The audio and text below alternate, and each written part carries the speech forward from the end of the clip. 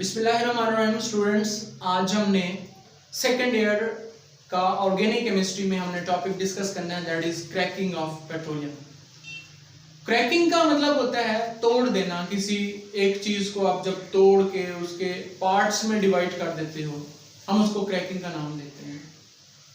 अब यहाँ पे पेट्रोलियम की क्रैकिंग का मतलब क्या है कि देखिए, हम क्रैकिंग ऑफ पेट्रोलियम में हम क्या करते हैं, एक बड़े हाइड्रोकार्बन जिसके अंदर हमारे पास नंबर ऑफ कार्बन एटम बहुत ज्यादा हो, उसको ब्रेक डाउन करते हैं किसी मेथड से और हम उनको छोटे पार्ट्स में डिवाइड कर देते हैं।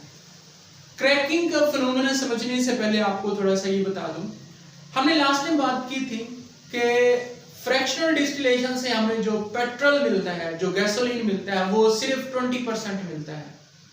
अब उस 20% गैसोलीन को अगर हम देखें तो उसका इस्तेमाल, क्योंकि गैसोलीन या पेट्रोलियम का इतना ज्यादा है कि वो जो 20% गैसोलीन है वो हमारे उस खपत को पूरा नहीं कर सकती। जो हमारी डिमांड है पेट्रोल या गैसोलीन की वो बहुत ज्यादा है, लेकिन जो प्रोडक्शन है थ्रू फ्रैक्शनल डिस्टिलेशन वो बहुत कम है।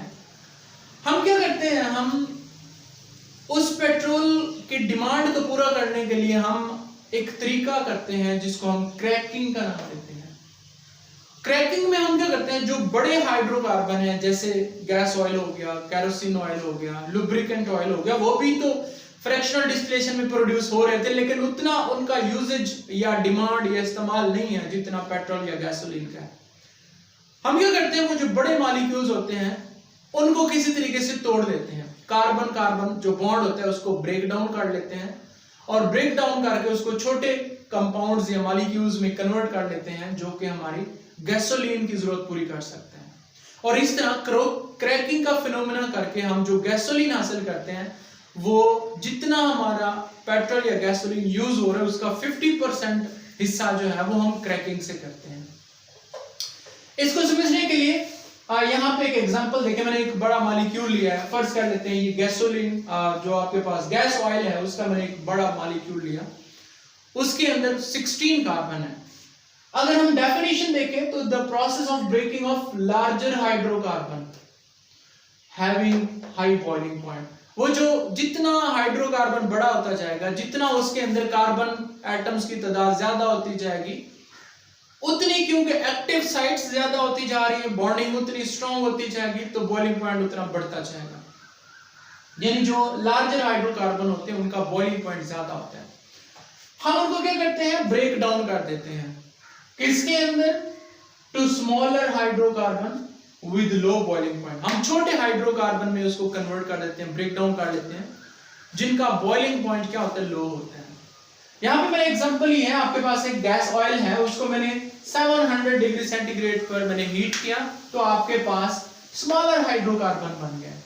अब ये जो स्मॉलर हाइड्रोकार्बन है, इसमें ये देखिए आपके पास अल्केन बने हैं, जो कि हम समझते हैं कि ये हमारे पास पेट्रोल या गैसोलीन है, और इसके अलावा हमारे पास कुछ अल्कीन या लोअर हाइड्रोकार्बन भी बन गए।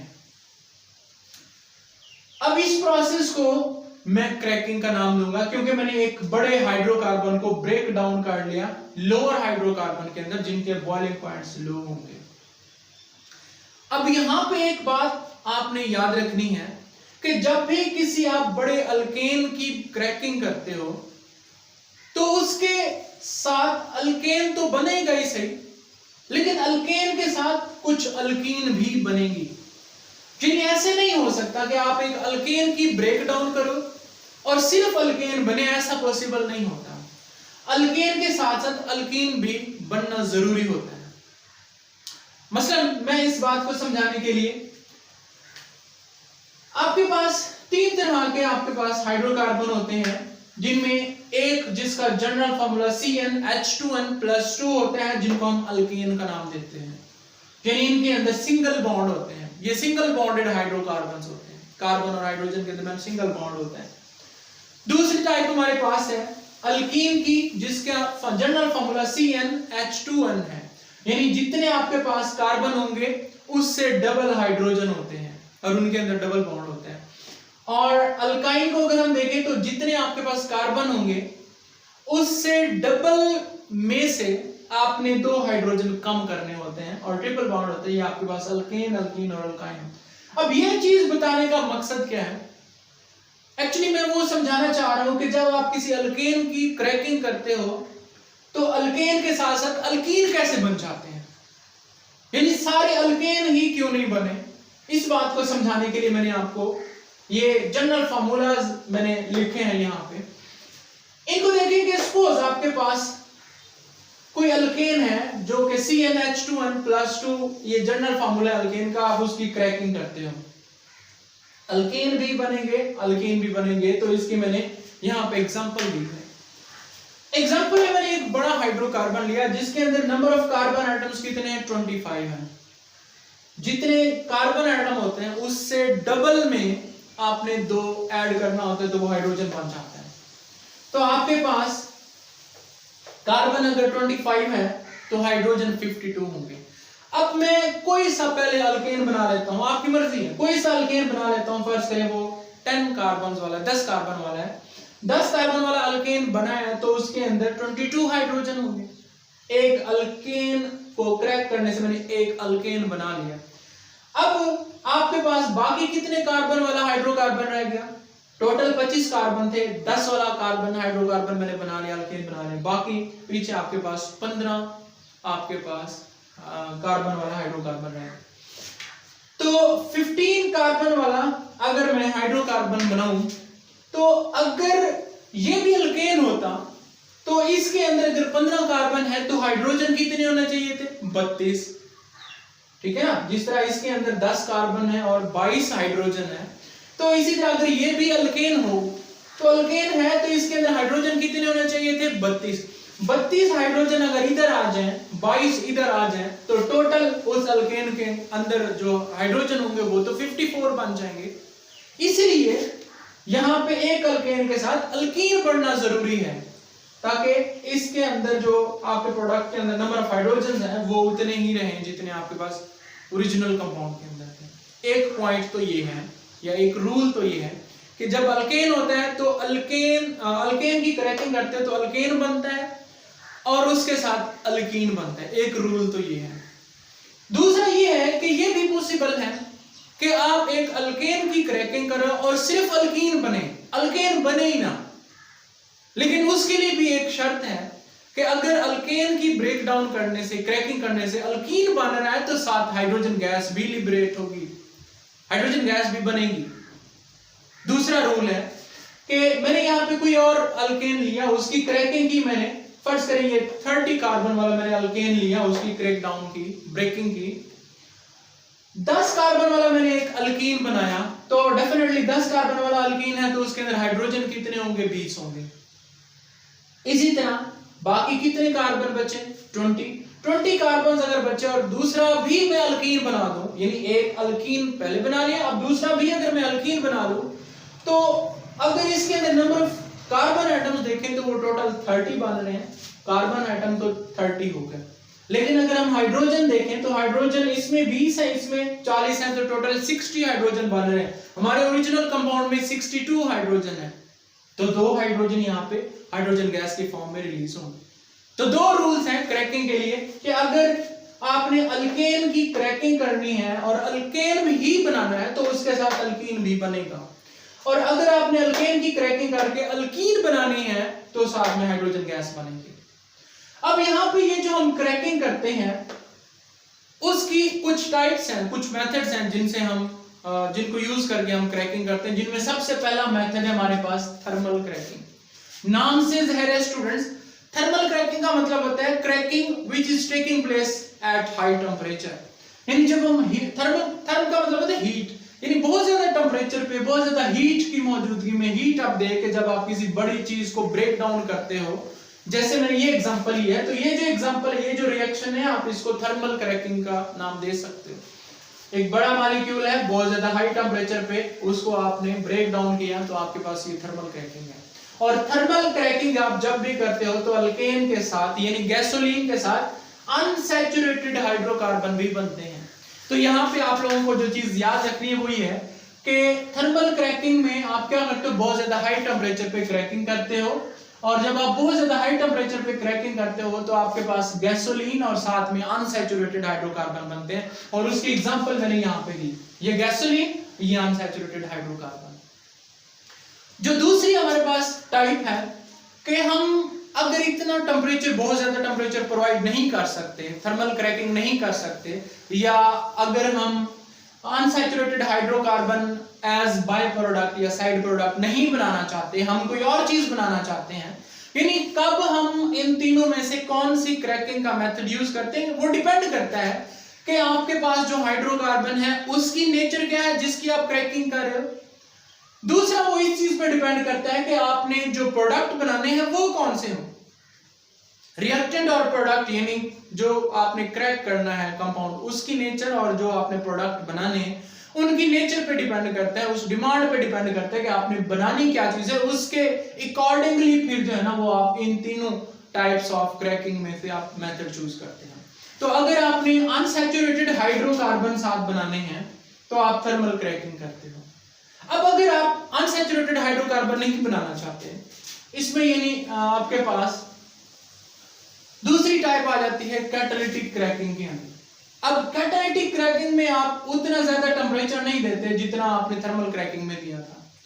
इसमें आपने क्या करना है, इसमें आपने टेम्परेचर और प्रेशर लो रखना होता है। थर्मल क्रैकिंग में आपने टेम्परेचर और प्रेशर दोनों चीजें हाई रखनी होती हैं। जब आप टेम्परेचर और प्रेशर लो रखना होता है तो उस वक्त आप कैटलिस्ट की मौजूदगी में ये क्रैकिंग करवाते हो। The cracking which is taking place in the presence of suitable catalyst is known as catalytic cracking. Catalytic cracking में आपने प्रेशर और टेम्परेचर भी लो रखे, लेकिन उसके साथ आपने क्या यूज किया है, कैटलिस्ट यूज किया है। तो कैटलिस्ट नॉर्मली जियोलाइट यूज होते हैं कैटालिटिक क्रैकिंग के अंदर, जो कि जियोलाइट क्या है, वो एल्यूमिनियम ऑक्साइड और सिलिकॉन डाइऑक्साइड का कॉम्प्लेक्स होते हैं, उनका कॉम्बिनेशन होता है। यानी एल्यूमिनियम ऑक्साइड और सिलिकॉन डाइऑक्साइड को अगर आप कंबाइन कर लें, उनका कॉम्प्लेक्स बना दें, तो वो जियोलाइट कहलाता है। तो जियोलाइट की मौजूदगी में लो टेम्परेचर प्रेशर पे जब आप कैटालिटिक जो क्रैकिंग करते हो, दैट इज कैटालिटिक क्रैकिंग। जब आप कैटालिटिक क्रैकिंग करते हो तो उस कैटालिटिक क्रैकिंग के अंदर दो तरह के हाइड्रोकार्बन बनते हैं। यानी आपने बड़े मॉलिक्यूल की कैटालिटिक क्रैकिंग की तो दो तरह के हाइड्रोकार्बन बनेंगे, एक स्ट्रेट चेन हाइड्रोकार्बन होंगे और एक ब्रांच्ड चेन हाइड्रोकार्बन होंगे। स्ट्रेट चेन और ब्रांच्ड चेन हाइड्रोकार्बन में क्या डिफरेंस है, या कैसे पता चलता है कि ये स्ट्रेट चेन हाइड्रोकार्बन है या ब्रांच्ड चेन हाइड्रोकार्बन है, उसके लिए मैं आपको एक तरीका बता दूं। आपने क्या करना होता है, आपने उस हाइड्रोकार्बन के अंदर टर्मिनल कार्बन की तादाद काउंट करनी होती है। यानी आपके पास दोनों ओपन चेन हाइड्रोकार्बन है और ओपन चेन में आपने ये डिसाइड करना है कि कौन सा स्ट्रेट होता है, कौन सा ब्रांच चेन हाइड्रोकार्बन होता है। तो उसके लिए आप टर्मिनल कार्बन काउंट करें। टर्मिनल कार्बन क्या होते हैं कि वो कार्बन जो फर्दर किसी कार्बन के साथ अटैच ना हो, वो टर्मिनल यानी टर्मिनेट हो जाना, खत्म हो जाना, यानी जहां पे जिस कार्बन पे कार्बन चेन टर्मिनेट हो रही हो, खत्म हो रही हो, वो टर्मिनल कार्बन है। अगर मैं इस कार्बन को देखूं तो यहाँ इससे आगे कोई कार्बन नहीं है, तो ये टर्मिनल कार्बन है। इस कार्बन को देखूं तो ये भी टर्मिनल कार्बन है। तो ओपन चेन के अंदर, ओपन चेन हाइड्रोकार्बन के अंदर अगर टर्मिनल कार्बन की तादाद 2 होगी तो वो स्ट्रेट चेन हाइड्रोकार्बन होते हैं।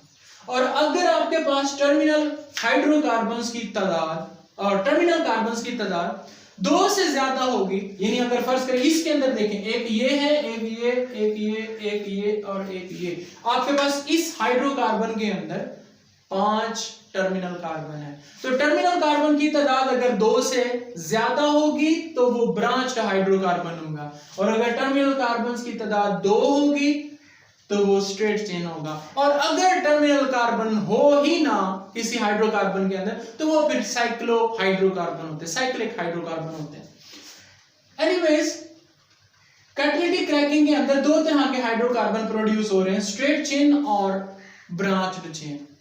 जो ब्रांच्ड चेन हाइड्रोकार्बन होते हैं ये बेटर क्वालिटी का फ्यूल होता है। यानी जितनी हमारे फ्यूल के अंदर जो हमारा गैसोलीन है, मिक्सचर है हमारे पास अल्केन का, उसके अंदर जितना ब्रांच्ड चेन हाइड्रोकार्बन की परसेंटेज बढ़ती जाएगी, हम कहेंगे कि वो जो फ्यूल है, वो जो गैसोलीन है, वो बेटर क्वालिटी का होता जाएगा, अच्छी क्वालिटी का होता जाएगा। और इसको हम एक नंबर से रिप्रेजेंट करते हैं जिसको हम ऑक्टेन नंबर बोलते हैं। ऑक्टेन नंबर हमारे आने वाले लेक्चर में हम डिटेल से देखेंगे। ऑक्टेन नंबर क्या होता है? That is actually the percentage of branched hydrocarbon in the mixture of alkane. तो जब हम कैटालिटिक क्रैकिंग करते हैं तो उस वक्त जो हमारे पास हाइड्रोकार्बन हमें बनते हैं क्रैकिंग के रिजल्ट के बाद, क्रैकिंग के रिजल्ट में, तो वो ज्यादा उनमें ब्रांच चेन हाइड्रोकार्बन हो जाते हैं। जितने ब्रांच चेन हाइड्रोकार्बन होते जाएंगे उतना वो हमारे पास जो गैसोलीन होगा वो बेटर क्वालिटी का होता जाएगा। तो हमने अगर क्या करना है, अच्छी क्वालिटी का गैसोलीन बनाना है या पेट्रोल बनाना है, तो हम इन तीनों टाइप्स में से हम कैटालिटिक क्रैकिंग चूज करते हैं। थर्मल क्रैकिंग से हमें क्या मिलता था? गैसोलीन के साथ अनसैचुरेटेड हाइड्रोकार्बन मिलते थे। कैटालिटिक क्रैकिंग के अंदर हमारे पास बेटर क्वालिटी का गैसोलीन हो सकता है। तो एमसीक्यूज में भी आता है कि the better quality gasoline can be obtained by thermal cracking, catalytic cracking या स्टीम क्रैकिंग। तो कैटालिटिक क्रैकिंग जो है वो यूज होता है normally better quality of fuel या बेटर क्वालिटी ऑफ गैसोलीन हासिल करने के लिए। जो थर्ड एंड लास्ट टाइप है that is steam cracking.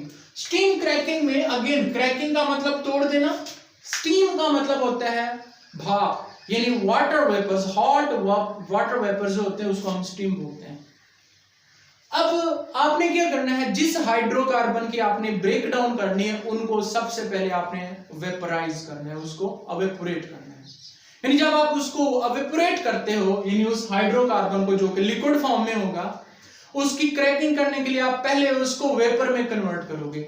Vapour में कन्वर्ट होने का मतलब ये हरगिज नहीं होगा कि आपने उसकी क्रैकिंग कर दी, ठीक है। यानी आपने इतनी हीट देनी है कि वो जो हाइड्रोकार्बन है वो लिक्विड से क्या हो जाए, वेपर्स में कन्वर्ट हो जाए। अब जब वेपर में कन्वर्ट होगा तो उसके अंदर नंबर ऑफ कार्बन उस चेन के अंदर उतने ही होंगे जितने पहले थे। तो आपने दो काम करने, एक तो आपने स्टीम का अरेंज करना है, यानी वाटर को एवेपोरेट करना है, और दूसरी तरफ आपने उस हाइड्रोकार्बन को एवेपोरेट करना है। दोनों जब वेपर फॉर्म में आ जाएंगे उन दोनों को आपने मिक्स कर देना है। जब स्टीम यानी वाटर के वेपर्स और जो आपके पास हाइड्रोकार्बन है जिसकी क्रैकिंग करनी, उसके वेपर्स को जब आप कंबाइन कर लोगे, मिक्स कर लोगे, उस मिक्सचर ऑफ वेपर्स को आपने बहुत ज्यादा टेंपरेचर यानी तकरीबन 900 डिग्री सेंटीग्रेड पे थोड़ी देर के लिए आपने हीट देनी। वो थोड़ी देर कितनी होनी चाहिए? वो मैक्सिमम 1 सेकेंड या शायद 1 सेकेंड से भी कम टाइम पे आपने उस मिक्सचर ऑफ वेपर्स को आपने क्या करना है, हीट देनी है। फ्रैक्शन ऑफ सेकंड की जब आप उसको हीट देके उसको सडनली कूल करेंगे, तो वो जो ही मॉलिक्यूल कूल होंगे, तो वो कूल जब होने लगेंगे तो ऑटोमेटिकली उनका जो कार्बन कार्बन बॉन्ड होगा वो ब्रेक डाउन होगा, और जब उनका कार्बन कार्बन ब्रेक डाउन होगा बॉन्ड, तो आपके पास वो जो लार्जर हाइड्रोकार्बन थे वो ब्रेक डाउन होके लो हाइड्रोकार्बन में कन्वर्ट हो जाएंगे। और इस मेथड से भी आप गैसोलीन के साथ अनसैचुरेटेड हाइड्रोकार्बन बना सकते हैं। अब ये जो अनसैचुरेटेड हाइड्रोकार्बन होते हैं ये इटसेल्फ बहुत ज्यादा, इनको हम वैसे बाई प्रोडक्ट या साइड प्रोडक्ट भी बोल सकते हैं, लेकिन इनका इटसेल्फ बहुत ज्यादा यूज होता है, बड़ी इंपॉर्टेंस होती है इसकी कि ये फर्टिलाइजर बनाने में, प्लास्टिक या पेंट्स, ये सारी चीजें जो है ये बनाने के लिए इस्तेमाल होती हैं। तो ये हमारे पास कुछ बेसिक कॉन्सेप्ट था about the cracking of petroleum. Thank you so much.